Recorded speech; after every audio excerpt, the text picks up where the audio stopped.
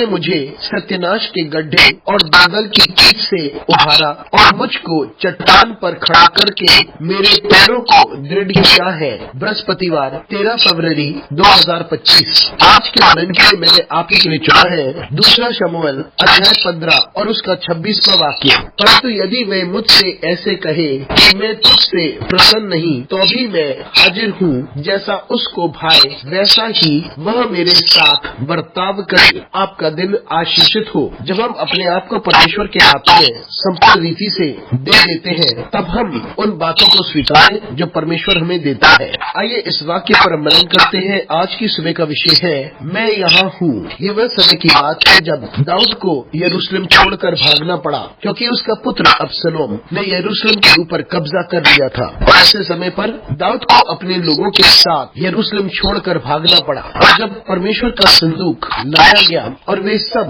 यरूशलेम को छोड़कर जा रहे थे, तब दाऊद ने जदोक से कहा कि वे परमेश्वर के संदूक को वापस शहर ले जाए। और दाऊद ने उससे यह कहा कि यदि मैं परमेश्वर की निगाह में एहसान प्राप्त करता हूँ, तो परमेश्वर स्वयं मुझे वापस लेकर आएगा। और यदि परमेश्वर मेरे साथ प्रसन्न न हो, तो जैसा परमेश्वर चाहे वो वैसा मेरे साथ करे और मैं उसे स्वीकारूंगा। मित्रों, दाऊद ने अपने आप को संपूर्णतः परमेश्वर के हाथों में अपने आप को सौंप लिया था। जो भी परमेश्वर ने उसे दिया, उसे दाऊद ने स्वीकार लिया, और जो भी परमेश्वर ने उससे ले लिया था, उसे भी स्वीकार लिया था। जब वे भाग रहा था या अपने स्वयं के पुत्र से दूर भाग रहा था, और जिस शहर पर वे राज्य कर रहा था, उसे जब वे छोड़ रहा था, तब वे कहता है कि परमेश्वर वैसा ही करे जैसे परमेश्वर को सही लगे। और जो भी परमेश्वर करता है, उसे स्वीकारने के लिए मैं तैयार हूँ। ये हम सभी के लिए एक कठिन कार्य है, और हम अपने आप को परमेश्वर के हाथों में सौंपे इस तरीके से कि परमेश्वर की हम सेवा करें, और जैसे परमेश्वर चाहता है